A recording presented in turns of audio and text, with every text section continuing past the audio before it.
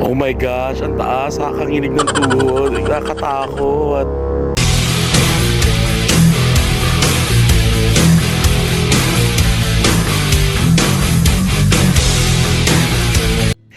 Hello mga ka-rockers, ayan, namasyal kami dito sa Monte Maria sa Batangas. So, first time ko dito mga ka-rockers kasi nakita ko sa TikTok to, sa mga Facebook, ayan. So, tara pinuntahan namin ng bonggang-bongga kung anong maging experience namin dito. Grabe, ang layo ng biyahe, almost 1 hour. Sa Batangas na kami noon kasi nag-show ako sa Batangas ng kinagabihan sa Laia.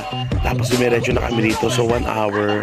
So yung dadaanan namin puro bundok tapos zigzag. So sulit naman nung nakarating kami kasi tingnan nyo ang ganda-ganda na ng view.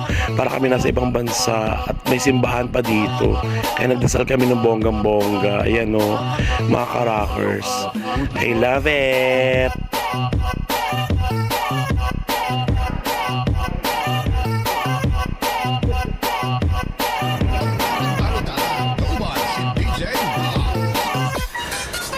So inakit na nga namin mga ka-rockers. Grabe, 17th floor itong Mama Mary na statue.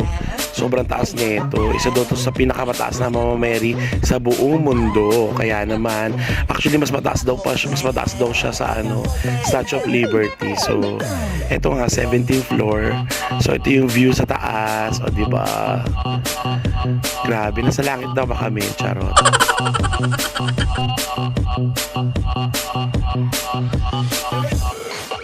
A few minutes later.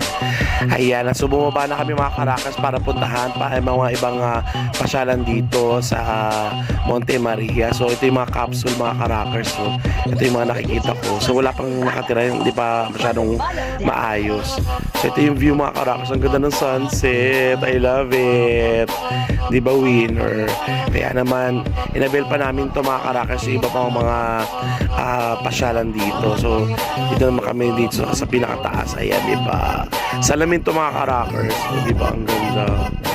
Ayan. Huwag ka lang mag-skirt dito kasi makikita ka ng panty. Ang ganda. Ang hangin-hangin sa taas mga ka-rockers. Ayan mga ka-rockers. Dapat mga ganitong oras kayo pumunta dito. Mga alas 3 ng hapon or alas 4 para makita nyo yung bongga-bongga yung sunset. O diba? Nag-emote-emote ako dito. I love it. Tapos hanggang alas 6 lang pala sila mga ka-rockers.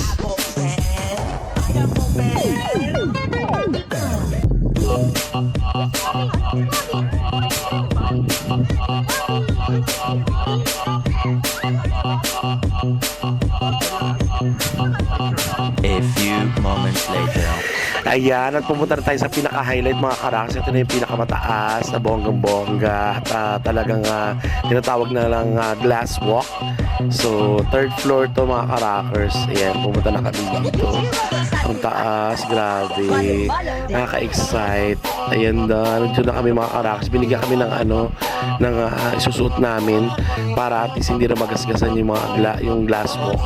So, ito na mga ka-rockers. Dito pa lang sa umpisa, nakakanginig na ng tuhod. Nakakalula, sobra. I promise, first time ko to ma-experience.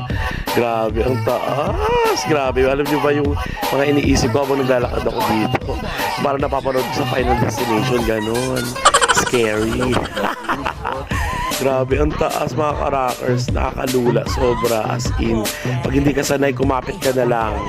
Pero pag malakas ang loob mo, sige, diretso, lakad lang, gano'n. Pero ang sarap dito sa taas mga ka-rockers kasi ang hangin, ang lamig-lamig ng hangin. Tapos, wala pa masyadong araw kasi nga, alas 4 kami dumating dito.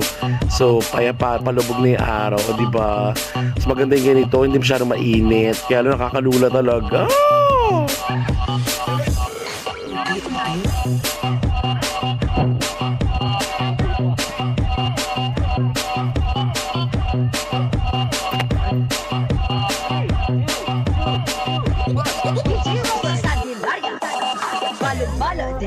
So ayan na mga ka-rockers, pupunta na kami sa pinakadulong-dulo. Ayan. Ay, grabe, nakakatakot. Ang sobrang taas na nito mga ka-rockers. Alam mo yung sobrang, hindi na ako makagalaw, sobrang nanginginig na yung tuhod ko. Nalalambot ako kasi medyo may fear of heights ako. Pero nilalabanan ko lang talaga ng bonggang-bongga.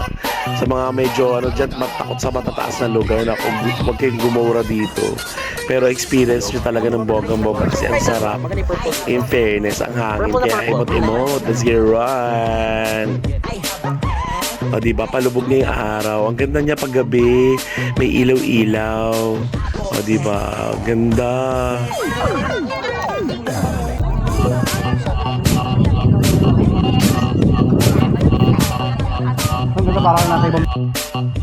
Ayan, at pumunta naman kami dito mga karakers sa papasyalan. Ito yung Mirror Maze. Grabe. Ingat na ingat ako dito kasi baka mauntog ako sa mga salamin. Pambata ito mga karakers. Kaya kung may mga kasama kayong bata, dalhin nyo sila rito. Nakakaaliw. Tapos mga bata naglalaro. Kaya na medyo nakakahilo talaga.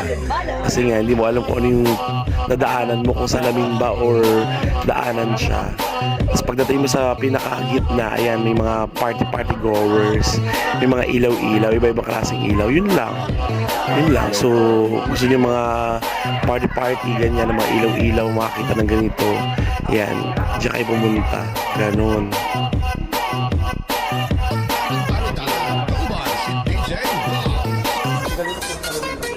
Hello, mga puso.